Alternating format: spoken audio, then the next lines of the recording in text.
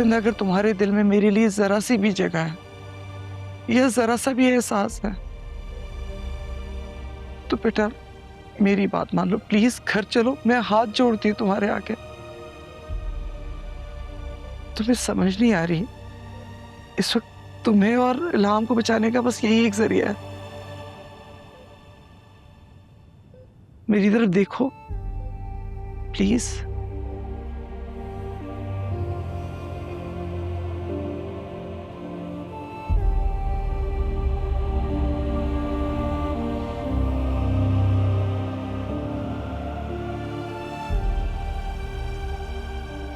मुझे लगा सिहान जब होश में आएगा तो फिर से मुझ में तुम्हें तलाश करेगा, वही सब दोहराएगा जो एक बार नहीं कई बार बता चुका है।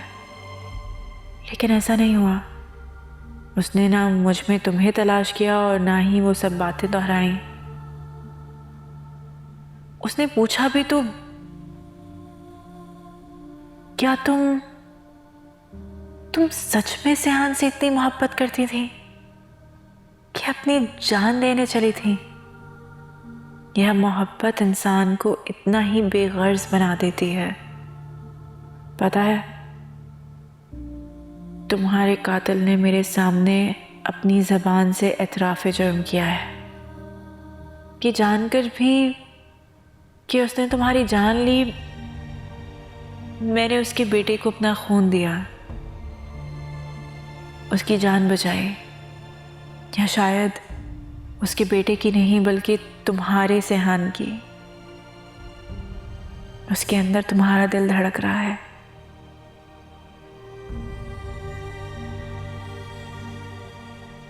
मुझे लगता है कि वो जिंदा रहेगा तो तुम उसके साथ जिंदा रहोगी,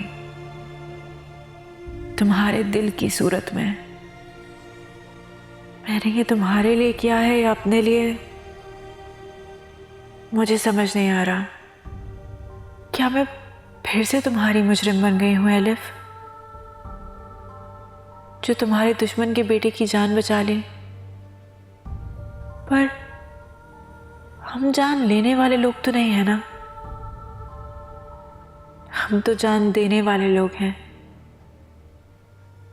है ना?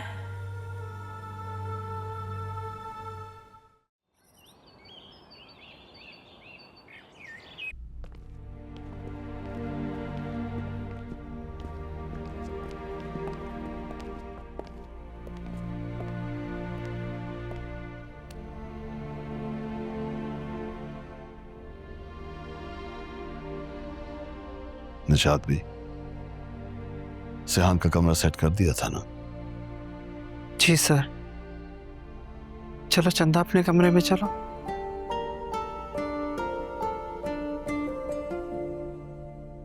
सिहान अपने कमरे में जाओ प्लीज।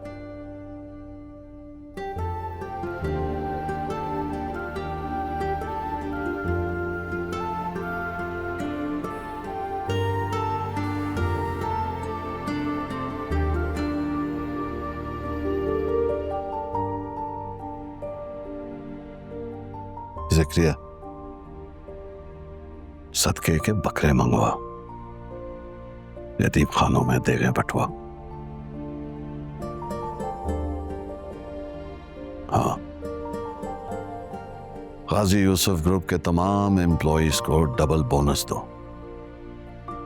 Am I clear? जी, हो जाएगा।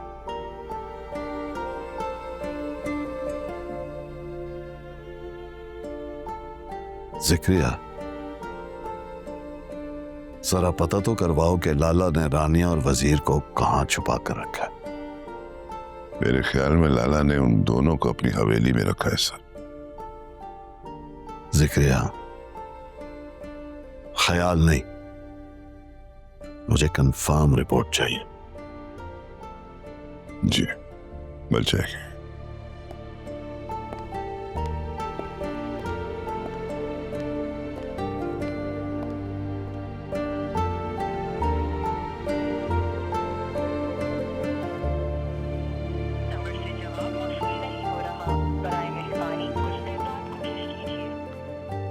चंदा कुछ खाओगे? अब मुझसे मत कहिए क्योंकि आप कुछ नहीं जानती हैं। बेटा बाबा जो कह रहे हैं वो सब सच है। इल्हाम उन्हीं की वजह से वहां से गई थी। प्लीज बाबा की बातें मत दोहराएं, मुझे पता है।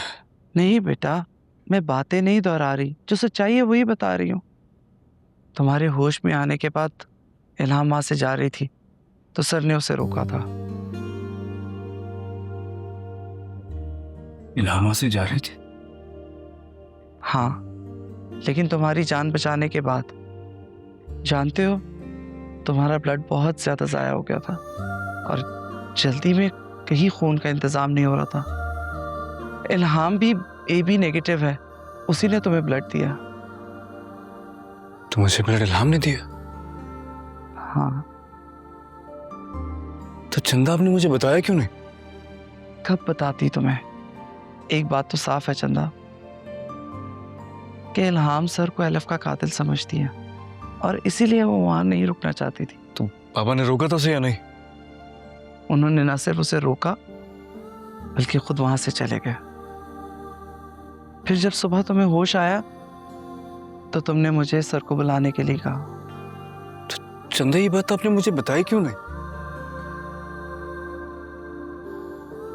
चंदा आपने मुझसे क्यों इंसिस्ट किया यहाँ आने के लिए? मुझे अपने घर लेकर क्यों नहीं गई? उसे पता चलेगा वो नाराज होगी, मेरा चेहरा नहीं देखेगी कि मैं अपने बाप के घर पे आ गया हूँ। वो मेरा फोन नहीं उठा रही है। चंदा।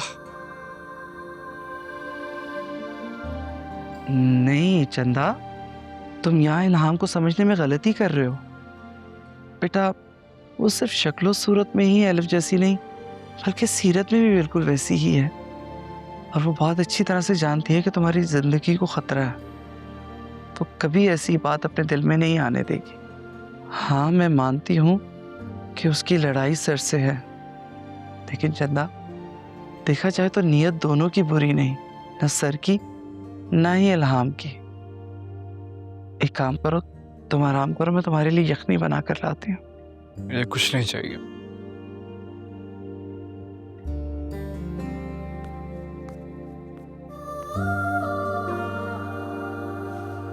नंबर से जवाब मौसूल नहीं हो रहा।